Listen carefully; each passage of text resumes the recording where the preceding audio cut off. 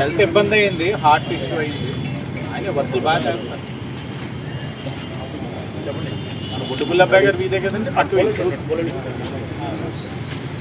Sir ready sir ready.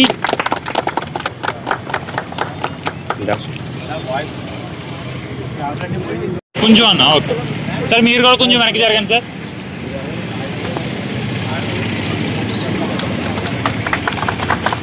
Sir ready sir ready.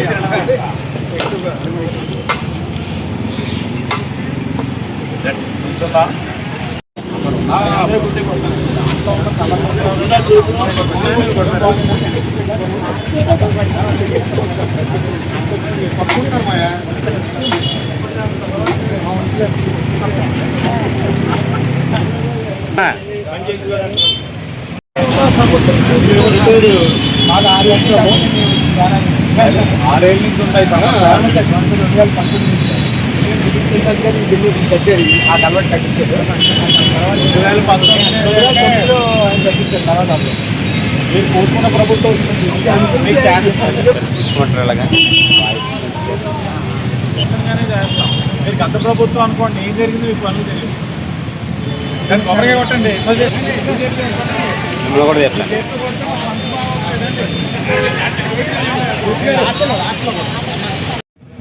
నగర ప్రజలందరికీ కూడా నమస్కారం.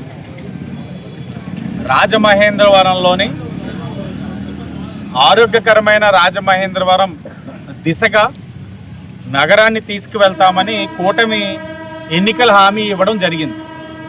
దానికి అనుగుణంగా శాసనసభ్యుడిగా గత 2 సంవత్సరాలు కూడా మేము చేసిన పనులు ఏంట్రా అంటే డ్రైనేజ్ వ్యవస్థని ప్రక్షాళన చేసుకుంటూ వస్తూ ఉన్నాం. ఇప్పుడే ఒక చోట పెద్దలందరూ కూడా మాకు వివరించారు. 6 సంవత్సరాలుగా ఉన్న సమస్య డ్రైనేజ్ అస్తవ్యస్తంగా ఉంది.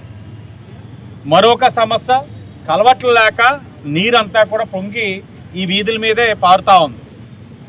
మరొక సమస్య డ్రైనేజీల మీద కలవట్లు కాదు, డ్రైనేజీల మీద బల్లలు లేక ఎవరైనా సరే ప్రమాదవశాత్తు దాంట్లో పడే పరిస్థితులు కనబడుతున్నాయని చెప్పడం జరుగుతూ ఉంది.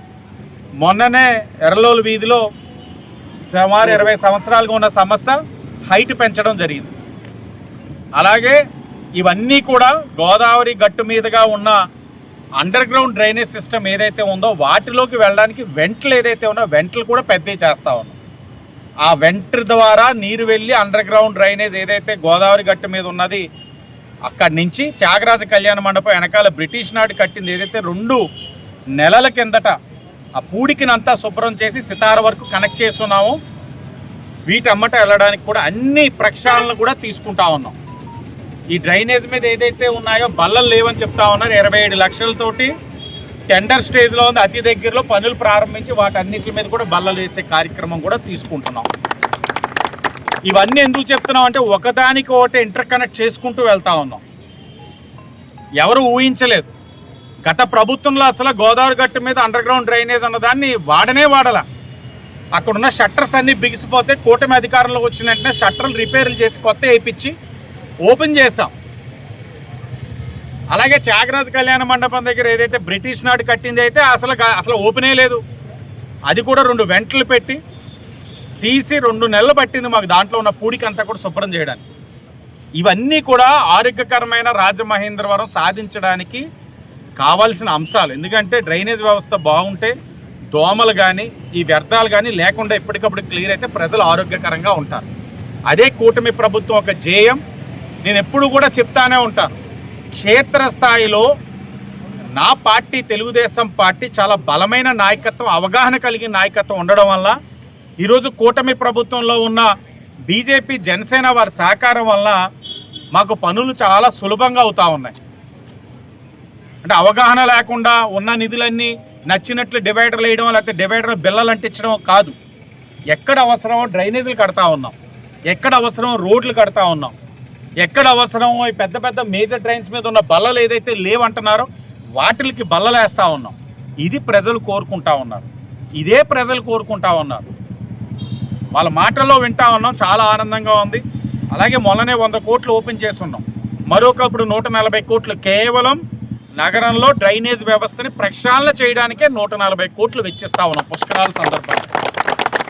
అన్నీ చేస్తాం, ప్రజలకి కావాల్సిన మౌలిక వసతులు కూడా అందిస్తామని సందర్భంగా తెలియజేస్తా ఉన్నాం.